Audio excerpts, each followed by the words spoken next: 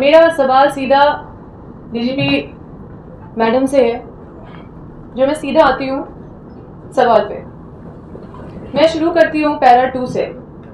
Para 2 में आपके अनुसार जो मृतिका की माँ है वही हत्यारन है और वही सूचक भी है।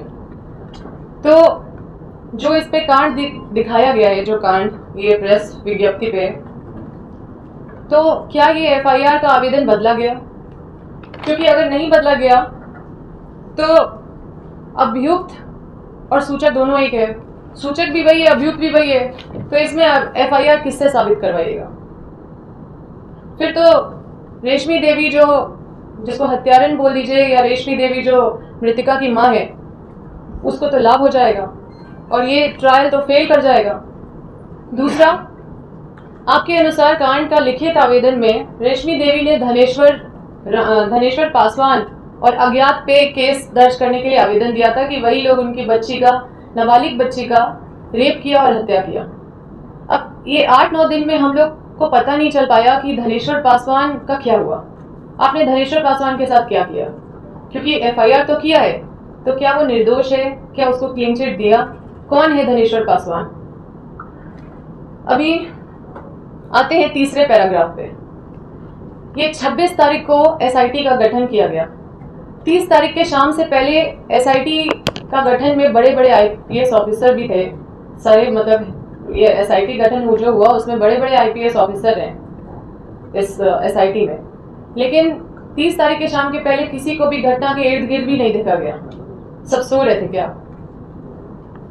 अब आते हैं पैरा 4 पे।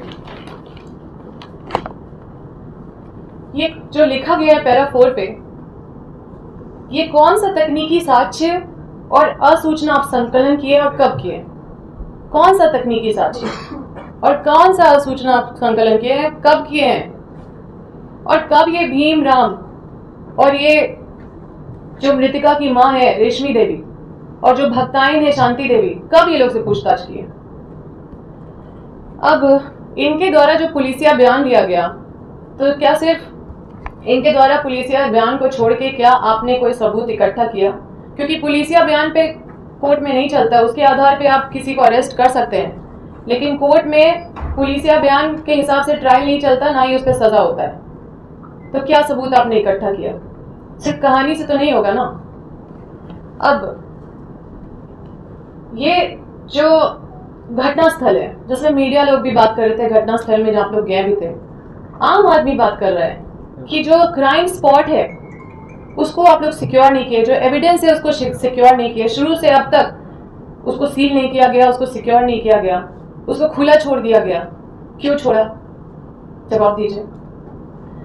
आपने कहा कि रेशमी देवी का बेटा सुधीर सिंह बरसों से बीमार चल रहा है। क्या आपने बीमारी का कागजात इकट्ठा किया कि वो कौन सी बीमारी से ग्रसित था, कि उसका कौन से हॉस्पिटल में इलाज चल रहा था? क्या आपने कोई साक्ष्य इससे जुटाया इस तरह का?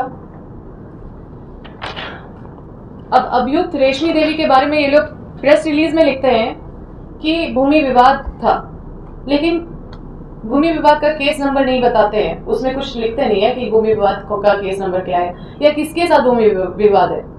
ये तो आपने नहीं लिखा, क्योंकि हम तो गए थे वहां पे और हमको पता है कि उसका कोई भूमि ही नहीं है, उसका तो बस इंदिरा आवास है। अब पता नहीं ये भूमि कहाँ से पैदा हो गया भाई।